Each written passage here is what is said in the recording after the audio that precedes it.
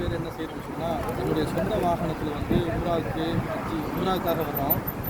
அப்படி வரும்போது நம்ம என்ன செய்கிறோம்னா, நிறைய ஹோட்டல்களில் வந்து ஃப்ரீ பார்க்கிங் வந்து கிடைக்கிறது.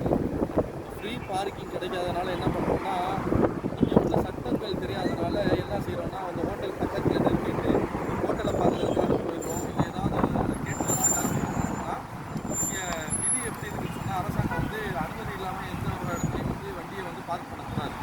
அப்படி பார்க் பண்ணால் என்ன செய்வாங்கன்னா, பார்க்கிங் டிக்கெட் இல்லாத இடங்களில் வந்து என்ன செய்வாங்கன்னா, அந்த பார்க்கிங் டிக்கெட் இல்லைன்னா டயரை வந்து லாக் பண்ணிட்டு போயிடுவாங்க, இல்லைனா வண்டியை டோ பண்ணிட்டு போயிடுவாங்க.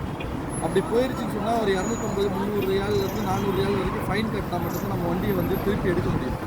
அப்போ இதை அவாய்ட் பண்ணுறதுக்கு நம்ம என்ன செய்யலாம்னு சொன்னால், அரசாங்கமே நிறைய வசதிகளை வந்து நமக்கு செஞ்சு கொடுத்துருக்கு. என்ன செஞ்சுருக்குன்னா, இந்த மாதிரி கவர்மெண்ட் சொல்லக்கூடிய பார்க்கிங்,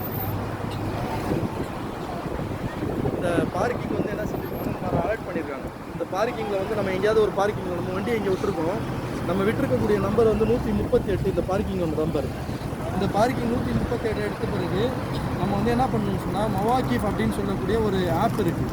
அது ப்ளே ஸ்டோர்லேயும் ஆண்ட்ராய்ட்லேயும் டவுன்லோட் பண்ணி வச்சுக்கலாம். அதன் மூலமாகவும் பே பண்ணலாம். அப்படி இல்லைன்னு சொன்னால் நிறைய இடங்கள்ல என்ன செஞ்சுருக்கோம்னா, இந்த மாதிரி பார்க்கிங் மிஷின்ஸ் வச்சுருக்குறாங்க.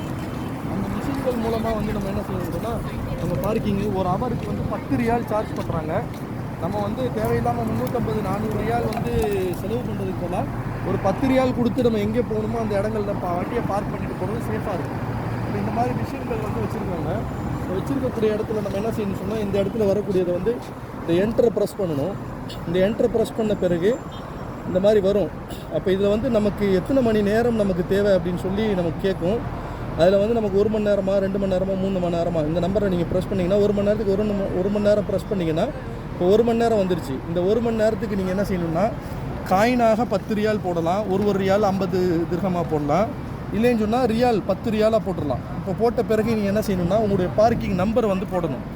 நம்ம வண்டி நம்பர் வந்து 138 வந்து நீங்கள் ப்ரெஸ் பண்ணிங்கன்னா, இதில் வந்து என்ட்ரு கொடுத்தீங்கன்னா 138 வந்துடும். வந்த பிறகு காசு போட சொல்லும். காசு போட்ட பிறகு நீங்கள் என்ன செய்யணும்னு சொன்னால், உங்களுக்கு ஒரு பார்க்கிங் டிக்கெட் வந்து இது உள்ளே வரும். இந்த பார்க்கிங் டிக்கெட் வந்த பிறகு இந்த பார்க்கிங் டிக்கெட்டை எடுத்துகிட்டு போய் உங்கள் காருக்கு முன்னால் வச்சுட்டு நீங்கள் போயிட்டீங்கன்னா இது உங்களுக்கு சேஃப்.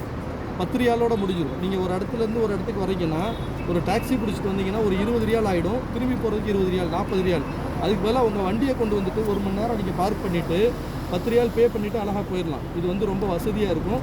இன்ஷா அல்லாஹ் இதை ஃபாலோ பண்ணுங்கள். ஜஸாக்கல்லாஹ் ஹைர்.